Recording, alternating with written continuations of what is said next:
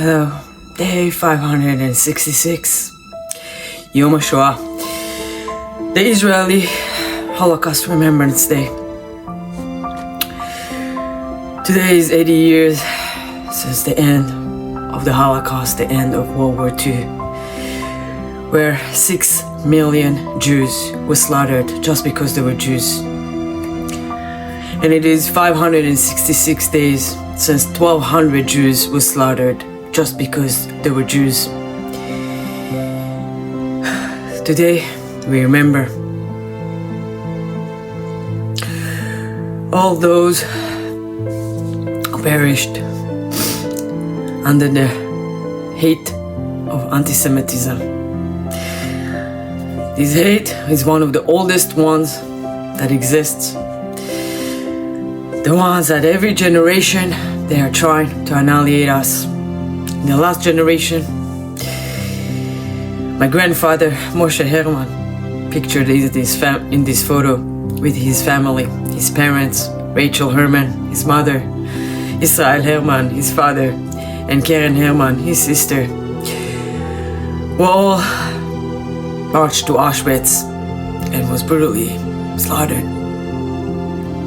My grandfather was the only one who survived from his family. He barely survived years of the Holocaust in concentration camps, in work camps. He worked as a slave, as a child slave. And then eventually, when they were liberated, he then immigrated to the land of Israel, the land of the Jews, Palestine. What was known then as Palestine, what was recognized as the Jewish land, Palestine.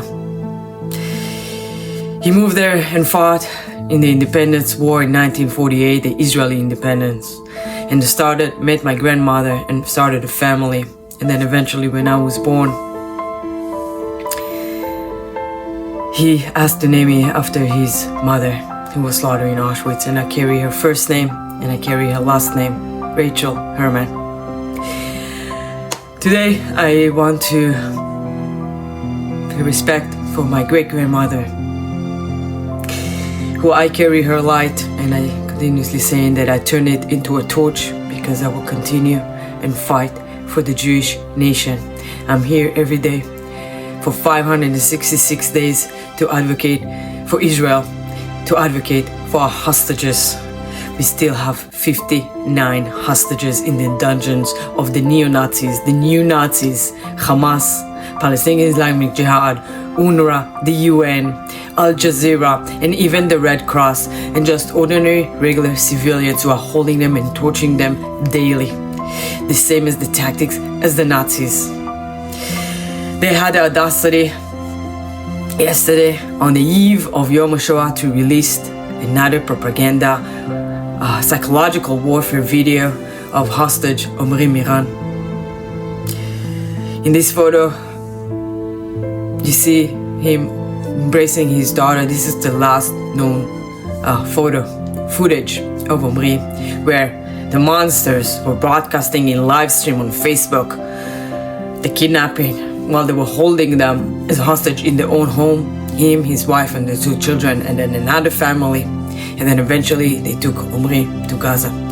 Omri has been held by the inhumane, barbaric, rapist, modern-day Nazis, monsters for 560 days. And today, as every day, I'm demanding from the inhumane, barbaric, rapist, modern-day Nazis, monsters to surrender and let Omri and the rest of the 58 hostages go immediately.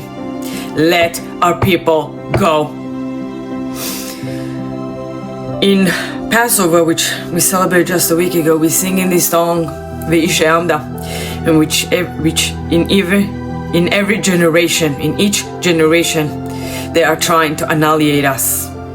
And by miracles or by the hands of God, or the power of God, we are being survived from their hands.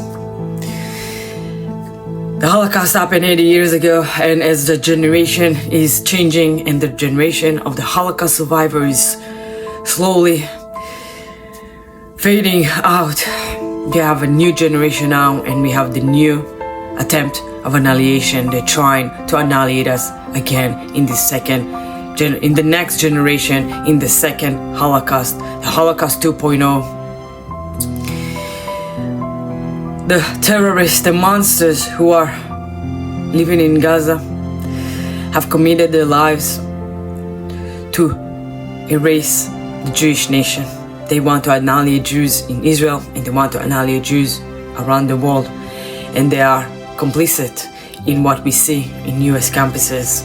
Yesterday, once again, in all of nights, in the eve of Yom HaShoah, you see these sheep, brainless sheep, pro-Hamas supporters at Yale University, blocking Jewish students from attending a lecture. Jewish students are being segregated, have been treated as second-class citizens. What if it was different class of citizen? What if it was different race or different religion? How the Yale administration will be reacted? How liberals will be reacting? This is modern day Nazi Germany in the United States of America in 2025. Anti-Semitism never vanished. It's always there. It just resurfaced every generation. And this is our time. And if you learn anything from the Holocaust, of what happened, what led to it, it didn't start with gas chambers. It didn't start with shooting Jews. It started with language. It started with dehumanizing a certain population, blaming all the problems on the Jews, as if even though they were only 1% of the population of Germany. Blood labels and lies about the Jews have led to the Holocaust. Brainwashing and propaganda and unmonitoring lies have led to the Holocaust. And if we would not stand up today, we're bound to repeat it.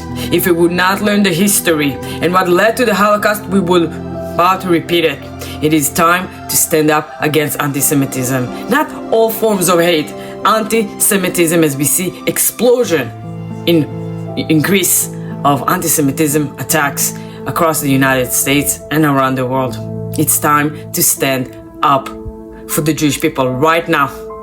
Bad things happen, evil things happen when good people are staying silent.